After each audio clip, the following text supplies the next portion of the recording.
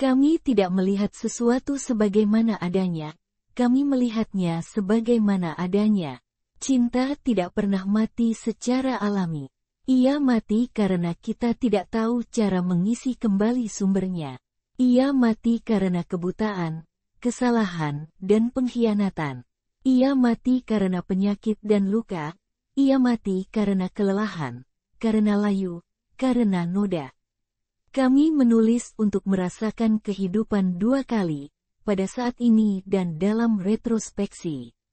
Saya, dengan naluri yang lebih dalam, memilih pria yang memaksakan kekuatan saya, yang menuntut saya dengan sangat besar, yang tidak meragukan keberanian atau ketangguhan saya, yang tidak mempercayai saya naif atau polos, yang memiliki keberanian untuk memperlakukan saya seperti itu. Seorang wanita, dan tibalah saatnya ketika risiko untuk tetap ketat sejak awal lebih menyakitkan daripada risiko yang diperlukan untuk berkembang.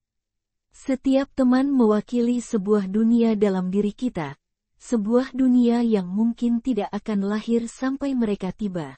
Dan hanya melalui pertemuan inilah dunia baru akan lahir. Hidup menyusut atau berkembang sebanding dengan keberanian seseorang. Betapa salahnya jika seorang wanita mengharapkan pria membangun dunia yang diinginkannya, dibandingkan menciptakannya sendiri. Saya adalah orang yang bersemangat yang hanya memahami kehidupan secara lirik, musikal, di mana perasaan lebih kuat daripada akal.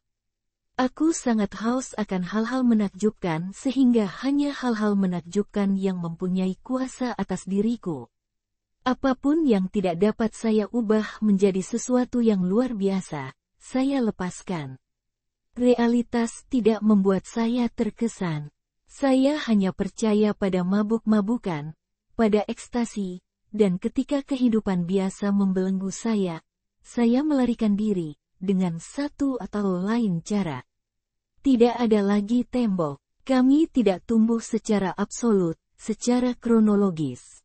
Terkadang kita bertumbuh di satu dimensi, dan tidak di dimensi lain, merata.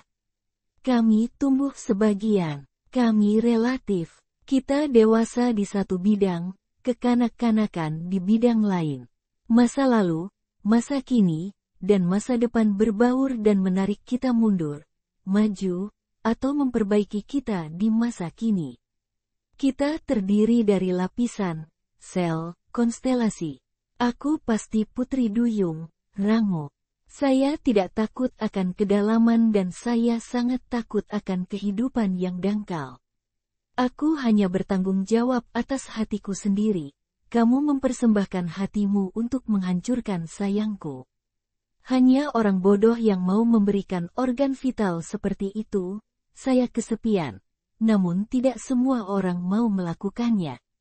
Entah kenapa, ada yang mengisi kekosongan dan ada pula yang menekankan kesepianku. Pada kenyataannya, mereka yang memuaskan saya adalah mereka yang membiarkan saya hidup dengan gagasan saya tentang mereka. Realitas tidak membuat saya terkesan. Saya hanya percaya pada mabuk-mabukan, pada ekstasi, dan ketika kehidupan biasa membelenggu saya melarikan diri, dengan satu atau lain cara. Tidak ada lagi tembok. Aku benci pria yang takut dengan kekuatan wanita. Kemewahan bukanlah suatu keharusan bagi saya, tetapi hal-hal indah dan baik adalah suatu keharusan. Anda hidup seperti ini, terlindung, di dunia yang rentan, dan Anda yakin bahwa Anda masih hidup. Kemudian Anda membaca buku, atau melakukan perjalanan, dan Anda menemukan bahwa Anda tidak hidup, bahwa Anda sedang berhibernasi. Gejala hibernasi mudah dideteksi. Pertama, kegelisahan. Gejala kedua, saat hibernasi menjadi berbahaya dan bisa berakibat kematian, tidak adanya kesenangan. Itu semuanya, sepertinya penyakit yang tidak berbahaya. Monoton, kebosanan, kematian. Jutaan orang hidup seperti ini, atau mati seperti ini, tanpa menyadarinya. Mereka bekerja di kantor, mereka mengendarai mobil, Mereka piknik bersama keluarga mereka. Mereka membesarkan anak-anak. Dan kemudian terjadilah pengobatan kejut, seseorang, sebuah buku, sebuah lagu, dan itu membangunkan mereka serta menyelamatkan mereka dari kematian. Beberapa tidak pernah terbangun. Peran seorang penulis bukanlah untuk mengatakan apa yang bisa kita katakan, tapi apa yang tidak bisa kita katakan. Lemparkan impianmu keluar angkasa seperti layang-layang, dan kamu tidak tahu apa yang akan dibawanya kembali. Kehidupan baru, teman baru, cinta baru, negara baru. Selalu ada dalam diriku, setidaknya 2 wanita, 1 wanita putus asa dan bingung, yang merasa dirinya tenggelam dan 1 lagi yang melompat ke dalam sebuah adegan, seolah-olah di atas panggung, menyembunyikan emosinya yang sebenarnya karena itu adalah kelemahan, ketidakberdayaan, keputusasaan, dan mempersembahkan kepada dunia hanya senyuman, semangat, keingintahuan, antusiasme, ketertarikan. Kecemasan adalah pembunuh terbesar cinta. Hal ini membuat orang lain merasakan hal yang sama seperti Anda ketika orang yang tenggelam memegangi Anda. Anda ingin menyelamatkannya, tetapi Anda tahu dia akan mencekik Anda dengan kepanikannya. Kepemilikan ilmu tidak mematikan rasa takjub dan misteri. Selalu ada lebih banyak misteri. Pria tidak akan pernah mengetahui kesepian yang dialami wanita. Laki-laki berbaring di dalam rahim perempuan hanya untuk mengumpulkan kekuatan. Dia memelihara dirinya sendiri dari peleburan ini, dan kemudian dia bangkit dan pergi ke dunia, ke dalam karyanya, ke dalam pertempuran, ke dalam seni. Dia tidak kesepian. Dia sedang sibuk. Ingatan tentang berenang di cairan ketuban memberinya energi, kelengkapan. Wanita mungkin sibuk juga, tapi dia merasa hampa. Sensualitas baginya bukan hanya gelombang kenikmatan saat ia dimandikan, tetapi juga muatan kegembiraan yang menggetarkan saat bersentuhan dengan orang lain. Ketika laki-laki berada di dalam rahimnya, ia terpenuhi. Setiap tindakan cinta merupakan pengambilan laki-laki di dalam dirinya, suatu tindakan kelahiran dan kelahiran kembali, membesarkan anak dan melahirkan laki-laki. Manusia terbaring di dalam rahimnya dan terlahir kembali setiap saat dengan keinginan untuk bertindak, menjadi. Namun bagi perempuan, klimaksnya bukan pada kelahirannya, melainkan pada saat laki-laki bersemayam di dalam dirinya. Jika Anda tidak bernafas melalui tulisan, jika Anda tidak menangis dalam tulisan, atau bernyanyi dalam tulisan, maka jangan menulis, karena budaya kita tidak ada gunanya. Kami melakukan perjalanan, sebagian dari kami selamanya, untuk mencari negara bagian lain, kehidupan lain, jiwa lain.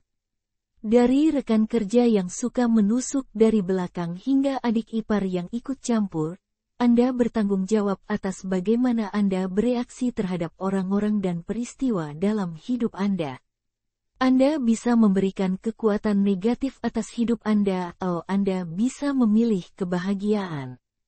Kendalikan dan pilih untuk fokus pada apa yang penting dalam hidup Anda.